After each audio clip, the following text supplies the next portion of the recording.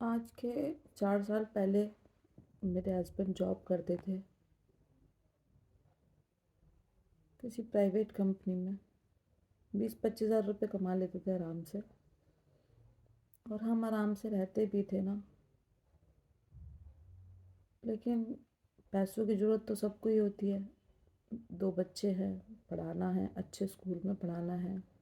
Rent पे रहते थे हम, जिसका किराया 2,000 रुपये जाता था। किराया जो रूम होता है ना, उसका किराया 2,000 रुपये जाता था। सिर्फ रूम रूम ही मिलता था उसमें। किचन वगैरह कुछ नहीं होता था। और एक टॉयलेट और बाथरूम दिया जाता था, उसको सभी लोग यूज़ करते थे जितने भी वहाँ पर रहते थे किराएदार। मतलब 5-6 रूम थे, तो वो सभी लोग एक ही टॉयलेट और एक ही वॉशरूम यूज़ करते थे। किचन भी कमरे में हुआ करता था, बेडरूम में किचन हुआ करता था। सब ठीक चल रहा था। फिर एक दिन मैंने सोचा कि यार बाहर निकलना चाहिए। घर बैठे बैठे तो सारा माइंड पूरा खाली हो रहा है।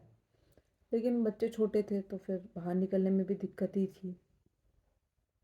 लेकिन फिर कैसे भी करके मेरी जो मम्मी है वो मेरे पास में रहती थी। मतलब घर के थोड़ी सी दूरी पे रहती थी, तो मैं अपने बच्चे ना वहाँ छोड़ कर के एक छोटी सी जॉब करने लग गई। 5,000 रुपये पर मंथ सैलरी मिलती थी। वहाँ पे मैं जॉब करने लगी। मुझे ये लगा घर के पास है, मैं अपने बच्चे भी देख सकती हूँ और बैठे बिठाए पैसे आ जाएंगे 5,000 रुपये, जैसे कि रूम रेंट और दूध दही का खर्चा तो चलता ही रहेगा। ठीक है, वो जॉब करी मैंने। 4-6 महीने जॉब करी। उसके बाद जॉब क्या ही करी मैंने, आपको सच बताऊं।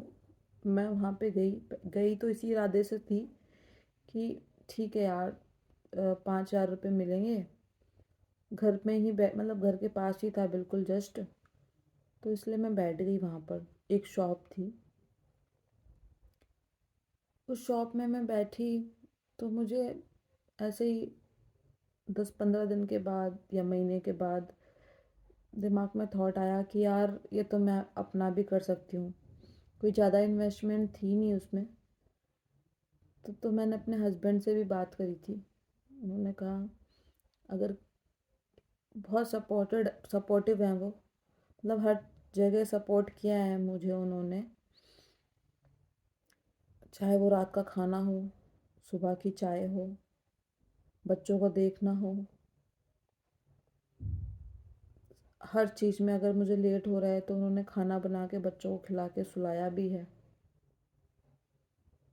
He is very supportive. मैंने उनसे बात करी, मैंने कहा यार मुझे काम ना समझ में आ रहा है। और ज़्यादा नहीं बचता था उसमें भी। अगर आपका 500 रुपये डेली का बच रहा है या कभी कभी 1,000 रुपये डेली का बच रहा है। तो मैंने वही सोचा, मैंने कहा यार दुकान की दुकान रहेगी और घर भी संभाल लूँगी। तो हमने दुकान कर ली। जो दुकान के ऑनर थे, मैंने उनसे बात करी। तो उन्होंने भी बहुत सपोर्ट किया हमें। और हमने फिर एक 4-6 महीने बाद मैंने उनके पास काम किया, काम सीखा, रेट वगैरह जाने। और फिर हमने एक दुकान करी। फिर उन्होंने मुझे आइडिया दिया, जो ऑनर थे, कि ऐसी आप छोटी छोटी दुकानें कर सकते हो। 2-3 दुकानें कर लो, उस पर आप लड़के बिठा सकते हो। वो लड़के जो भी शाम को आपने जा कर के देखना है कितनी इनकम हुई है, वो जा कर के शाम को कलेक्ट करना है। तो मैंने कहा ये भी ठीक है यार। अगर एक दुकान 500 रुपये भी कमा के देती है तो 3 दुकान से 1,500 रुपये हो गए, सारा खर्चा निकालने के बाद। तो दुकानें खोली हमने। मेरी पहली ही दुकान थोड़ा नहीं चली। तो मैंने पहली दुकान खोली, वो नहीं चली। लेकिन ये भी नहीं कहूँगी कि मैंने घर से भी लगाया। वो जो भी चली उसने अपना किराया दुकान ने खुद निकाल के दिया, और जो वहाँ पर लड़की बैठती थी शॉप पर, उसकी सैलरी भी दुकान से ही निकलती थी, मैं घर से नहीं देती थी। फिर वहाँ से चेंज करी, दूसरी जगह रखी हमने दुकान, तो वहाँ पे चली, मतलब चलना स्टार्ट हो गई थोड़ी बहुत। तो मेरे पास बच्चे थे तो मुझे लगा यार, मैं बच्चों की परवरिश को लेके थोड़ा सा वो हो गई कि ठीक है, माँ माँ ही होती है, पूरा टाइम इधर उधर बच्चे रहेंगे कैसे रहेंगे। तो मैंने वहाँ पे लड़का बिठा दिया और फिर खुद अपना घर रह करके जो घर के काम होते हैं वो समेटना। शाम को जाती थी मैं, जब हस्बैंड आने का टाइम होता था तब मैं जाती थी, वो घर आते थे तो मैं जाती थी।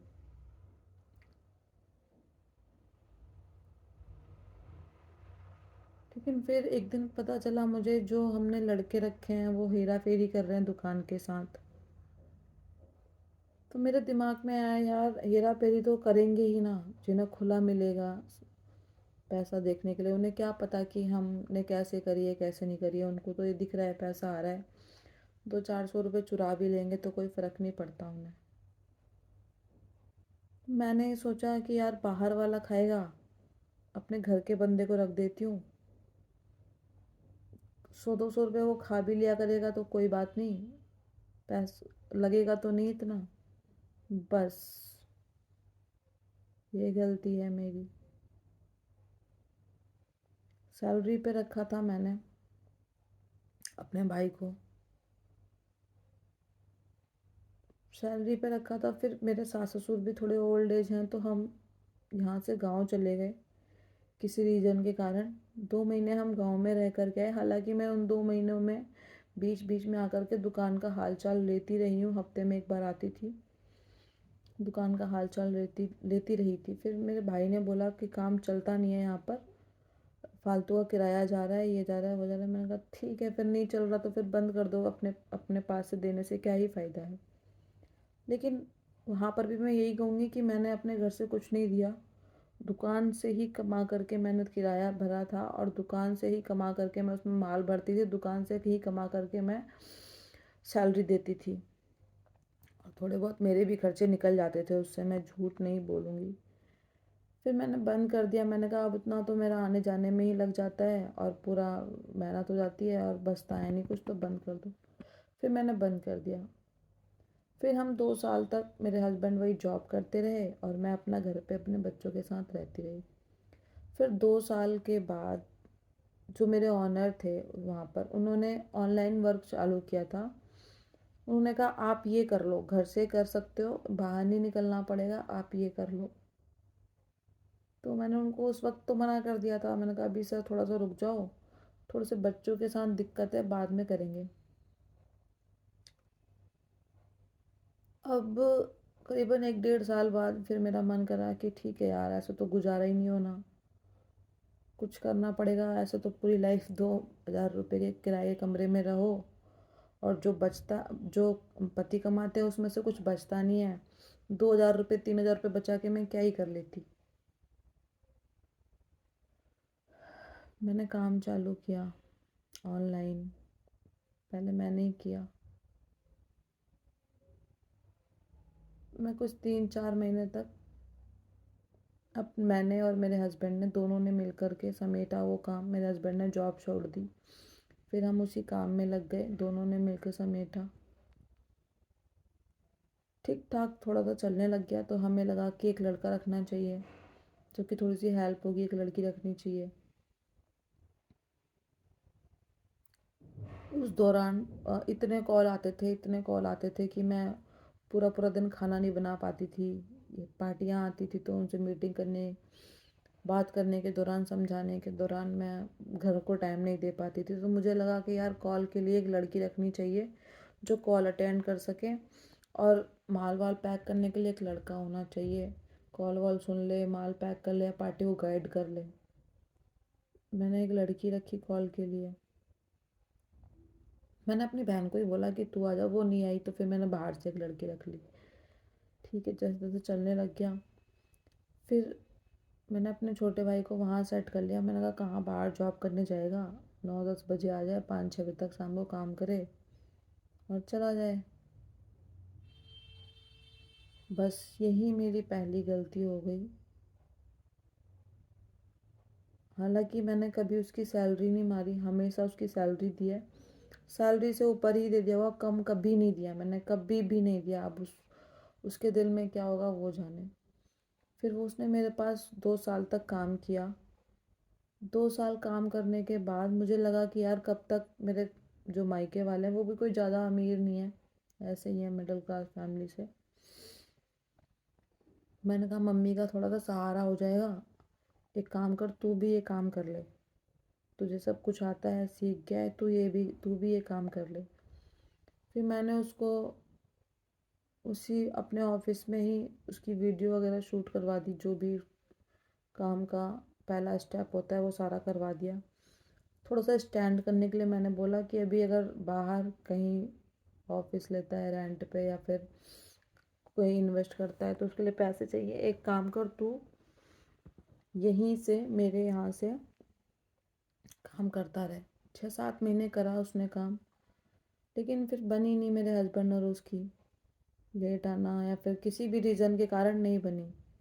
तो एक में तो कभी नहीं बनती है, तो मुझे भी पता है कि कुछ टाइम के बाद अपना अलग अलग होना ही होता है, क्योंकि हमने तो स्टैंड करने के लिए ही बोला था। उसके बाद जब मैंने कहा थोड़ा बहुत हो जाएगा तो अपना अलग कर लियो, ठीक है। फिर लेट आना या फिर स्टाफ से जो भी है हमने अलग करवा दिया।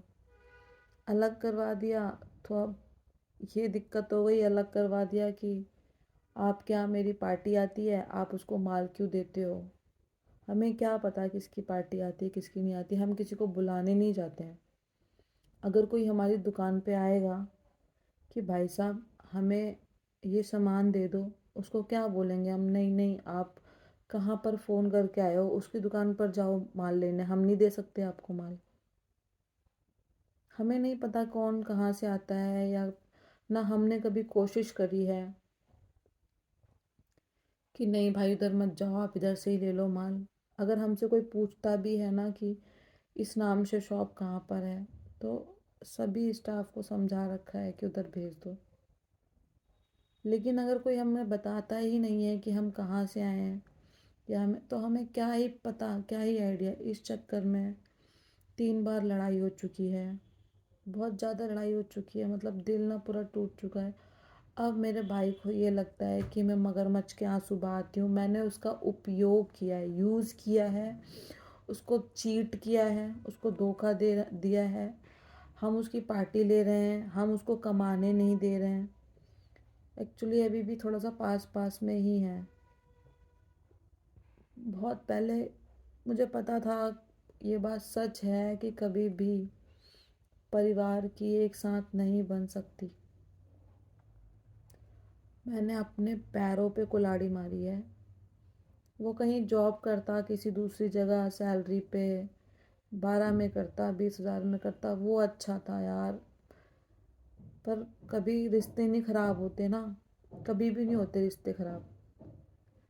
लेकिन अब वो ये मैंने ये काम करवा करके लड़ाइयाँ लगवा रख लड़ाइयाँ हो रही हैं हमारे यहाँ पर कि आप हमारी पार्टी छीन रहे हो, ये है वो। अगर हमें आपकी पार्टी छीननी होती तो हम क्यों आपको स्टैंड करते हैं, क्यों आपको खड़ा करते हैं।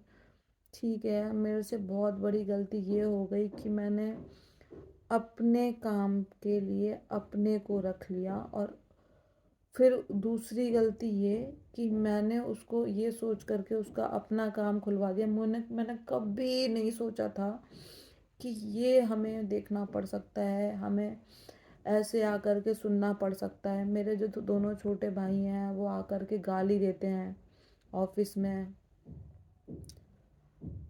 मेरा बड़ा भाई आकर के मेरे पति को बोलता है, कौन सी बीवी बर्दाश्त करेगी यार, उसके सामने उसके पति को गाली दे रहे हो, या उसके सामने भी नहीं दे रहे हो ना, उसके पीछे भी दे रहे हो, कौन सी बीवी बर्दाश्त करेगी। आखिर में मायका अपनी जगह ही होता है, रहना तो पति के साथ ही है ना मैंने।